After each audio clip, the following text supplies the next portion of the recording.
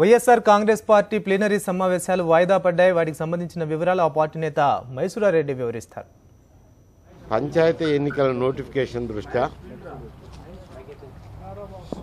8వ తేదీన జరపదలుచుకున్న ప్లీనరీ సమావేశాలను వైఎస్ఆర్సీపీ ప్లీనరీ సమావేశాలను వాయిదా వేయటం జరిగింది.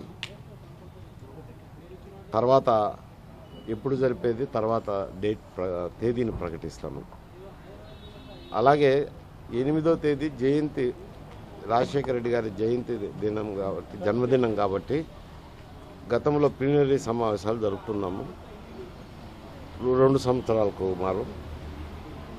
ఈ మారు ఆయన జయంతి ఉత్సవాలను చేపట్టమని చెప్పి పార్టీ కార్యకర్తలందరికీ పిలిపిస్తున్నాం. అదే ఏదైతే సేవా కార్యక్రమాలు ఉన్నాయో, రక్తదాన శిబిరాలు గతంలో ఇంత మునుపు ఏ విధంగా చేస్తున్నారో ప్లీనరీ సెషన్స్ లేని సంవత్సరంలో ఆ విధంగానే చేయమని చెప్పి వారికి కార్యకర్తలందరినీ కోరుకుంటున్నాం.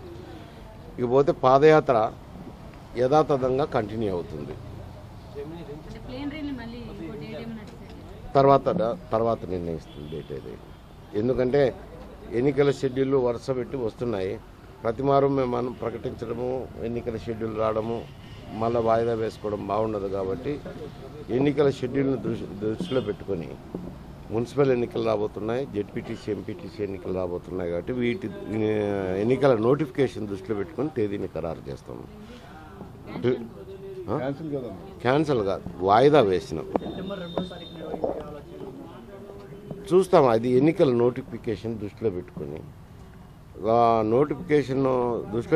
ఎక్కడ పురుషత్ వస్తే అక్కడ డేట్ అడ్జస్ట్ అవుతాం.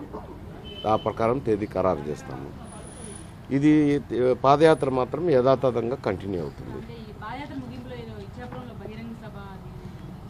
అవి కూడా అయిపోయిన 3000 కిలోమీటర్లు అయిన సందర్భంలో ఆ కార్యక్రమం అది మళ్ళీ పార్టీలో చర్చించి చేపడతాం. అది భారీ స్థాయిలోనే ఉంటుంది. ఈ జయంతి సందర్భంగా, జన్మదిన సందర్భంగా జయంతి ఉత్సవాలను ప్లీనరీ లేని సంవత్సరంలో ఏ విధంగా జరుపుతుంటారో ఆ విధంగా రక్తదానాలు కానీ, అన్నదానాలు, సేవా కార్యక్రమాలు అన్నిటినీ చేయమని చెప్పి పార్టీ శ్రేణులను కోరుతాం.